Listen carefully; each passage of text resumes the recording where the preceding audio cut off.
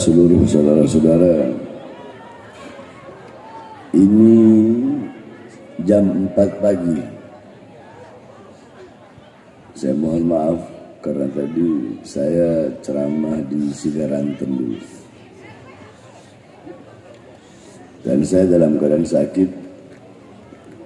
Saya juga 3 hari belum tidur. Makanya tadi saya ketiduran di mobil lama gitu. Sejam di mobil. Nyampe jam 3 tadi. Sampai jam 3 ketiduran di mobil. Beb gimana? Aduh gak kuat. Tutup aja caranya. Padahal udah di sini. Kadang jamaah gak mau ditutup. Yang penting jamaah bisa lihat aja. Ya kan? Jadi ya karena cinta kepada umat Rasulullah SAW, biar badan saya hancur binasa.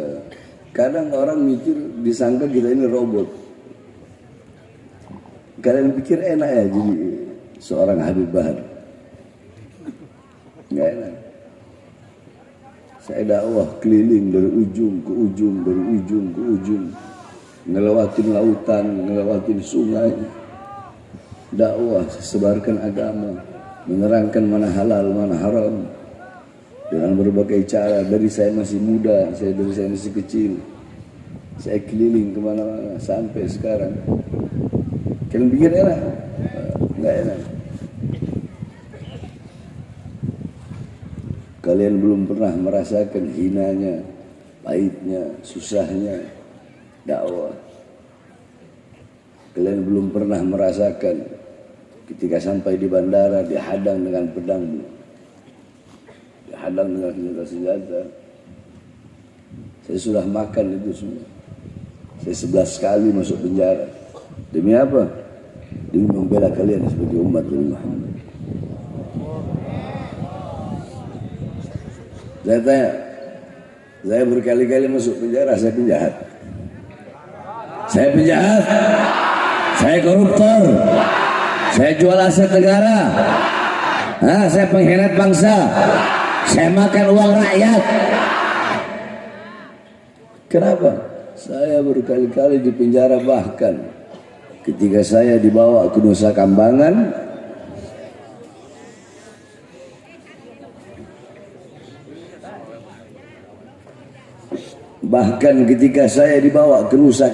sana, tahu Nusa Kambangan? Cilacap, penjara di tengah laut. Di borgol tangan saya, borgol tangan nyambung ke borgol perut nyambung ke borgol kaki. 3 borgol. Dibikin kayak penjahat kelas kakap. Gara-gara apa? Gara-gara ceramah saya. Yang dimana ketika itu saya bilang, waktu lagi musim-musim corona itu, saya baru bebas penjara. Saya bebas siang, malamnya saya ceramah. Saya udah tahu nih kalau saya ceramah risikonya di penjara ini. Tapi tetap saya ambil risiko itu.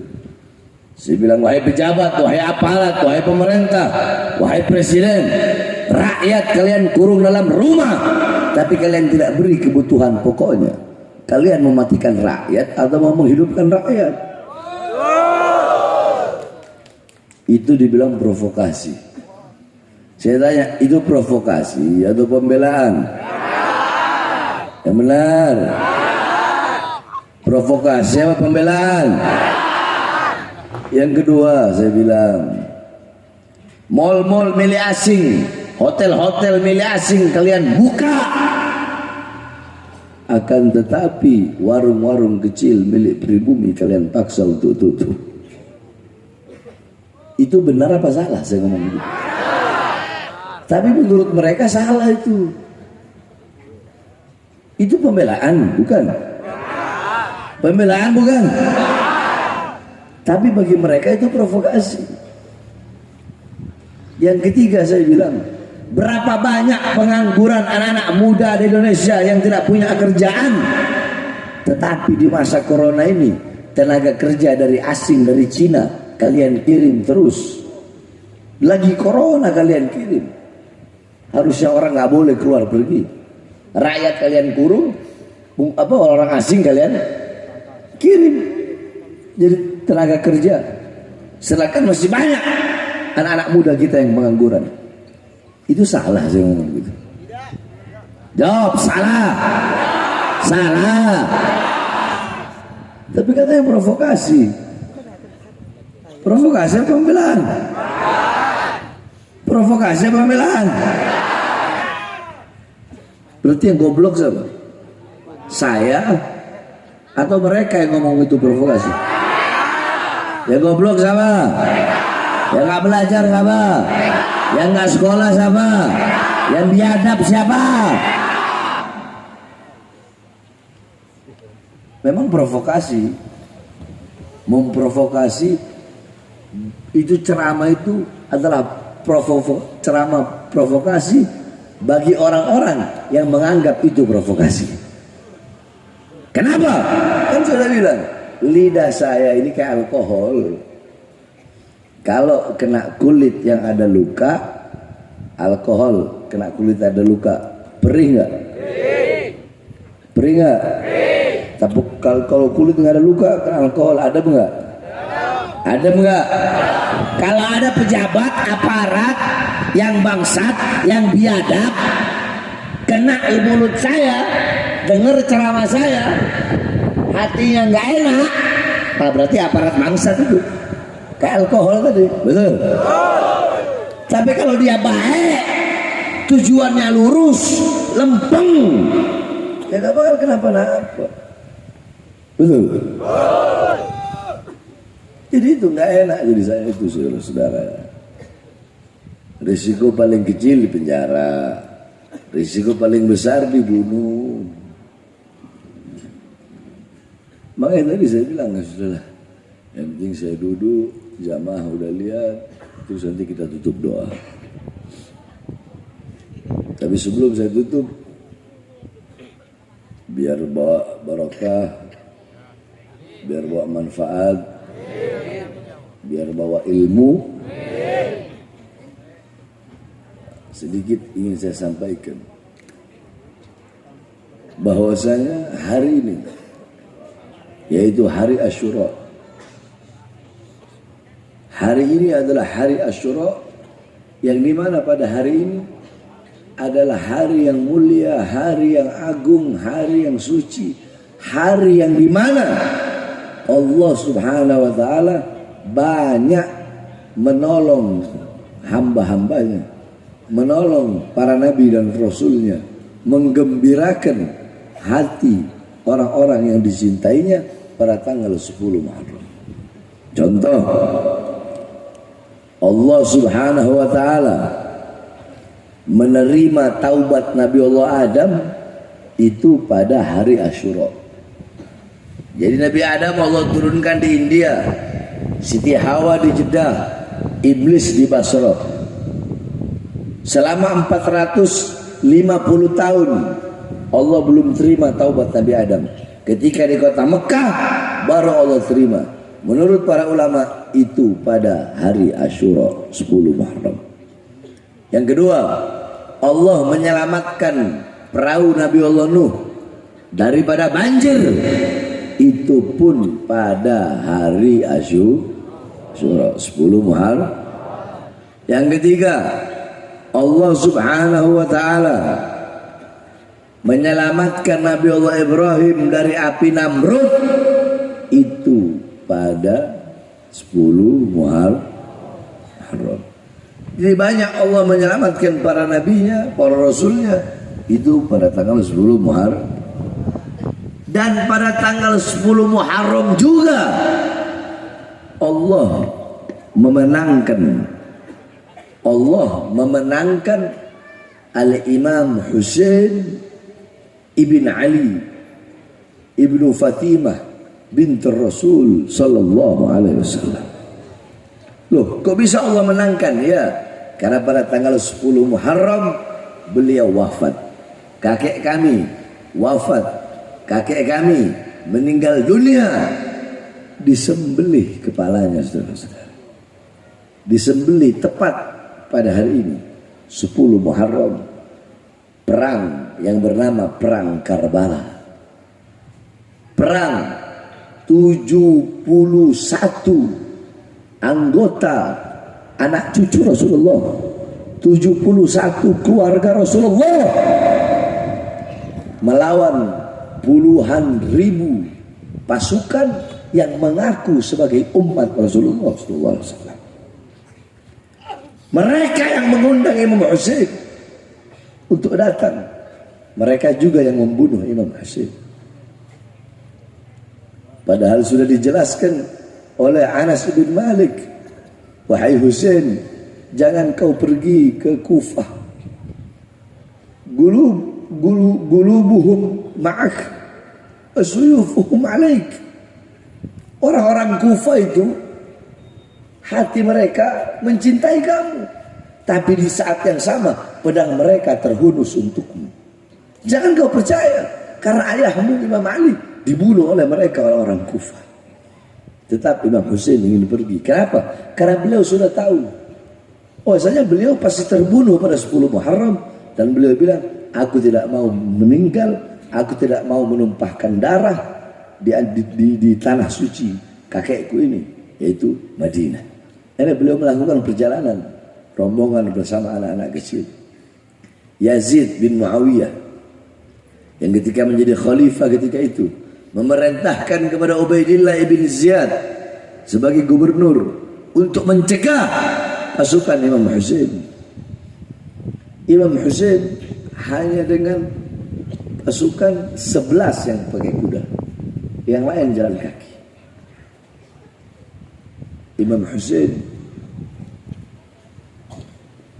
Sayyidah Zainab adiknya beliau, anak-anaknya Husain al-Akbar, Husain Ali al-Akbar, Ali al-Awsat, yani Ali Zain al-Abidin, Ali al-Asghar, kemudian Ruqayyah, Fatimah. Bayangkan putri-putri Rasulullah SAW ketika di perjalanan dicegat tepat di padang yang bernama Karbala. Makanya Karbala itu dinamakan Karbun Wabala. Di situ ada sungai yang bernama Sungai Efrat. Sungai tersebut ditutup oleh Ubaidillah bin Ziyad dan pasukannya, sehingga selama berhari-hari Imam Husain, cucu Rasulullah, dan anak-anaknya dan saudara-saudaranya tidak minum. Sampai satu waktu Imam Husain membawa anaknya yang paling kecil, yaitu Ali al-Asghar.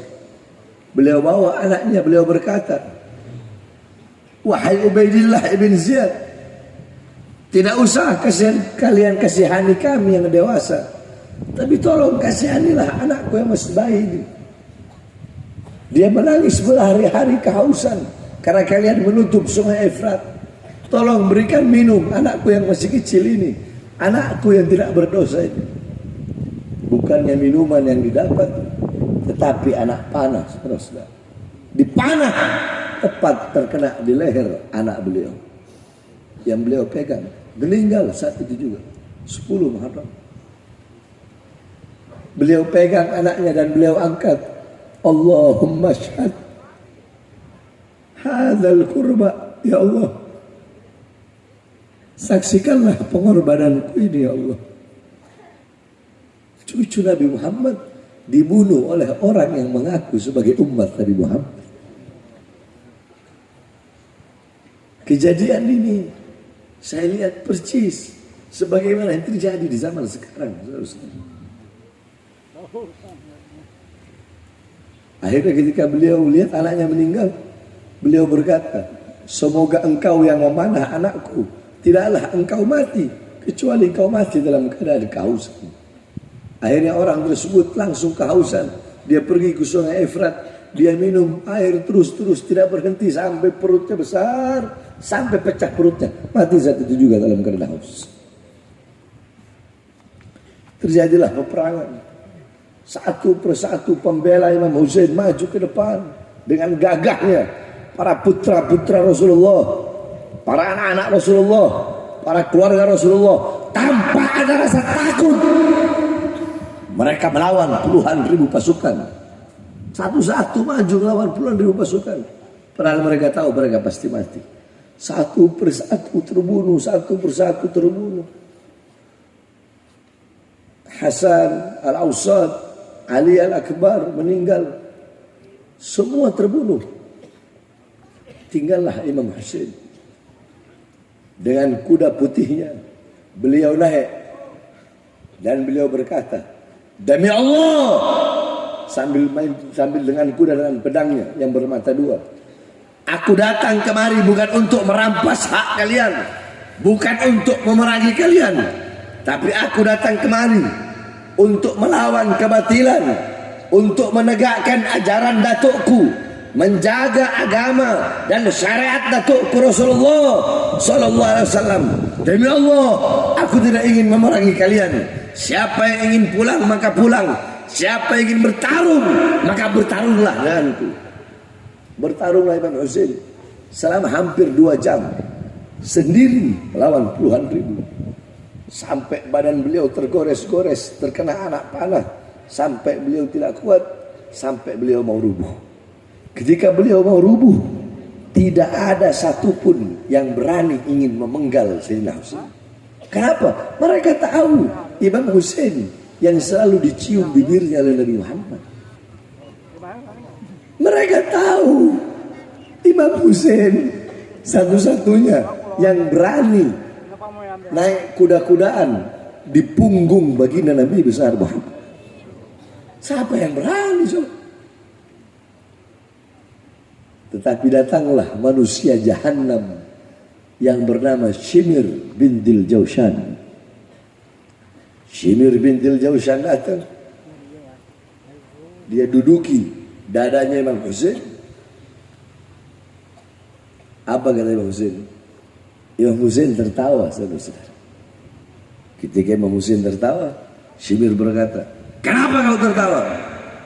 Kata Imam Husain, memang benar apa yang disampaikan kakekku, bahwasanya aku akan mati, akan terbunuh oleh manusia yang wajahnya lebih buruk daripada babi, yaitu engkau, wahai bintil Jaushan.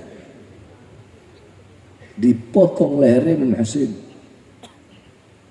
dipotong sampai putus. Ketika leher suci tersebut putus, taruh di ujung tombak, kemah dibakar. Putri-putri Rasulullah, cucu-cucu perempuan Rasulullah ditawan, saudara-saudara. Ini kejadian 10 Muharram. Ditawan bagaikan binatang. Yang tersisa laki-laki cuma satu. Siapa? Imam Ali Zainal Abidin. Karena beliau dalam keadaan sakit. Andaikan Imam Ali Zainal Abidin waktu itu beliau ikut kemudian mati terbunuh, maka tidak akan ada yang namanya habaib. Karena putus. Beliau saat itu masih hidup dan beliau yang paling dijaga oleh Sayyidah Zainab. Makanya Sayyidah Zainab berkata, "Na'am, ana ukhtul Husain. Husain alladhi da'awtumuhu thumma qataltumuhu." Ya, aku adalah saudari Husain. Husain yang kalian undang dan Husain yang kalian bunuh. Kalian yang mengundangnya dan kalian yang membunuhnya. Al-Imam Ali Zainal Abidin. Imam Ali Zainal Abidin, waktu beliau berkhutbah sambil diborgol tangannya, perutnya, kakinya, beliau berkhutbah kepada umat yang berada di Kufah. Beliau berkata kepada Yazid, "Ya Yazid, Muhammad jaddi au jaddak. Lau takul Muhammad jaddak faqad kadzabta." Wahai Yazid, Muhammad kakekmu atau kakekku. Kalau kau berkata Muhammad kakekmu, maka kau telah berdusta. Tapi kalau kau berkata Muhammad adalah kakekku, kenapa kau berani membantai anak cucunya? Kenapa kau berani menyembelih bibir, leher, bibir yang selalu dicium oleh Rasulullah? Jadi kakek-kakek kami sudah biasa dibunuh. Imam Hussein dibunuh pada 10 Muharram. Imam Hasan diracun. Imam Ali Zainal Abidin masuk penjara. Imam Muhammad Al-Bagir dari penjara ke penjara lainnya, dari penjara ke penjara lainnya diasingkan, dakwahnya ditutup. Kenapa saudara-saudara? Karena beliau-beliau yang paling depan untuk melawan kezaliman-kezaliman pejabat, kezaliman-kezaliman pemerintah. Nah, darah beliau yang mengalir di dalam tubuh kami, sehingga kami tidak akan pernah diam. Saya tidak akan pernah tunduk kepada kezaliman, tidak akan pernah tunduk kepada kemungkaran, tidak akan pernah tunduk kepada ketidakadilan selama kedua mata saya masih terbuka untuk melihat penderitaan rakyat, kesusahan rakyat, rakyat tidak adil, rakyat tidak disejahterakan, rakyat tidak dimakmurkan, pejabatnya zalim kepada rakyat, pejabatnya membohongi rakyat, tipu-tipu rakyat. Maka selama itu saya yang akan berada di barisan paling depan membela rakyat, bangsa, negara Indonesia sampai titik darah penghabisan, saudara-saudara.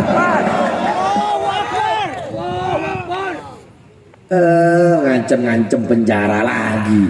Bodoh amat saya sama penjara. Saya udah berkali-kali, 11 kali keluar masuk penjara saya. Ada nggak saya kapok? Ada nggak saya kapok? Jangan ceramah keras-keras. Nanti Habib ditahan lagi. Tahan aja, penjara aja. Sudah muak, saya sudah bosan melihat kezaliman-kezaliman, mungkarat, kemaksiatan, kesesatan yang dibiarkan di Indonesia, saudara-saudara. Salah satunya ini si bangsat anjing Panji Gumilang ini.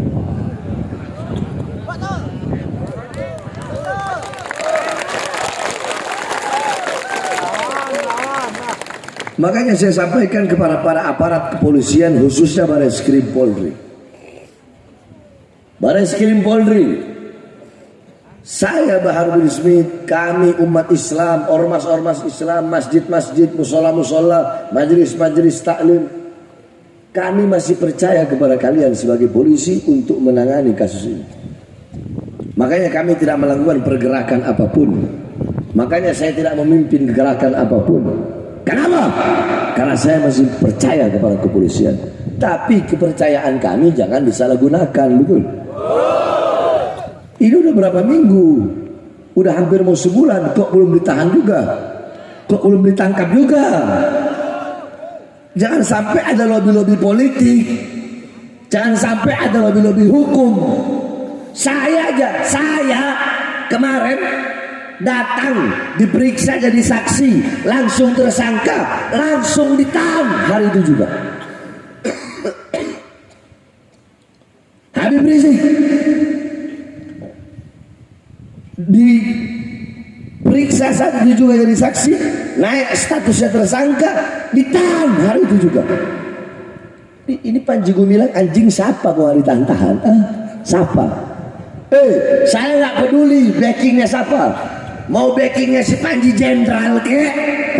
Jenderal, presiden, ketua partai, atau jangankan itu negara luar, sama Amerika, Rusia, Cina. Saya nggak peduli siapapun backingnya, jangankan manusia, iblis backingnya, saya makan, saudara-saudara. Jangan. Kita masih percaya kepada kepolisian, betul? Makanya kita masih kasih, udah biar polisi, itu urusannya polisi. Tapi Pak Polisi ingat, Bareskrim ingat, jangan salah gunakan kepercayaan kami, yaitu umat, betul? Betul? Betul? Yang lurus lah, yang adil lah. Kami aja bisa kok ditahan sehari langsung bisa. Ini kenapa?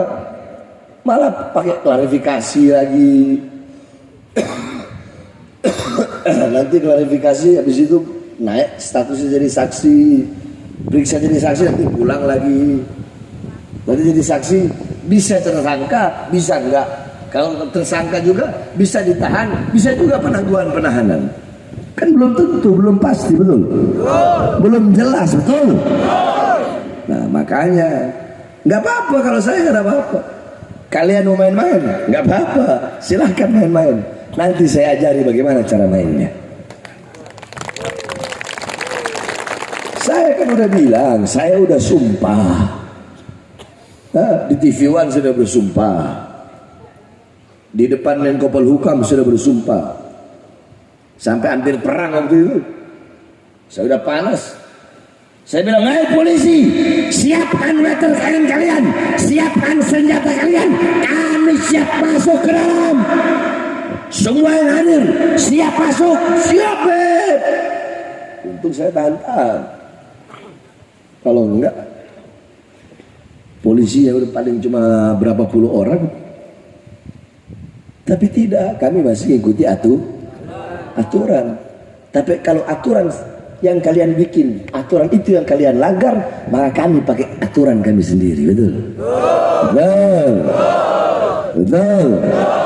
Saya tanya masyarakat Jampang Sorade, muak nggak dengan hal seperti ini?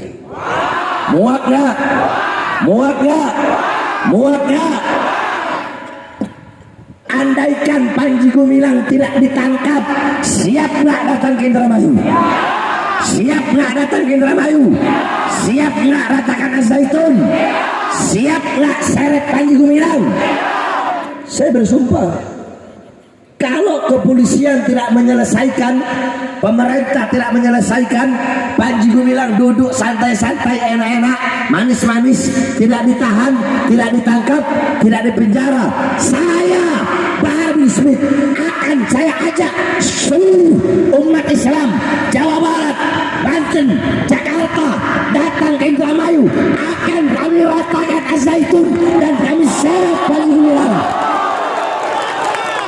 Kita gantung Panji di Monas dan kita lempar pakai batu sampai mati, saudara-saudara. Kenapa? Yuhilla damu, halal darahnya orang seperti itu. Makanya pemerintah jangan dipikir kita diam. Kami diam tapi kami memperhatikan. Kami diam tapi kami perhatikan. Jadi itu saja pesan saya. Panji Gumilang nggak ditangkap, kalian tunggu tanggal mainnya. Bahar bin Smith yang atur. Siap ikut komando. Siap ikut komando. Diam-diam aja. Ya, diam-diam. Tahu-tahu dapat komando, kerak, betul. Gak apa-apa, nanti biar saya jadi penjara. Kalian nggak bakal di penjara. Ini penjara pasti saya nanti. Kenapa? Karena saya provokatornya. Iya, yang di penjara saya, nggak masalah, nggak apa-apa. Di penjara, andaikan Panji Gumilangnya mati, saya kena pasal 170 ayat 3. Apal saya dulu. 351 ayat 3. 338 ayat 1 atau ayat 2. 340 nggak mungkin, karena 340 berencana. Jadi bisa jadi juga mereka masukin. Kalau kena 340 ya udah. Kalau enggak hukuman mati saya seumur hidup atau enggak 20 tahun. Gak apa-apa, saya ambil itu risiko, gampang itu. Biarin kalian nggak usah di penjara, biar saya di penjara. Yang penting kita hilangkan kesesatan dan menyelamatkan putra putri bangsa Indonesia. Betul, betul. Nggak apa-apa, biar saya di penjara, nggak apa-apa. Jangankan cuma di penjara, demi menyelamatkan bangsa, demi rakyat, demi Indonesia, demi umat, demi Islam. Jangankan cuma di penjara, nyawa saya, jiwa saya, darah saya, harganya murah, tumpah untuk bangsa dan rakyat Indonesia, saudara. Saya tanya nih warga Jampang, masyarakat Jampang Surade. Ini tempat jauh, ini tempat jauh banget.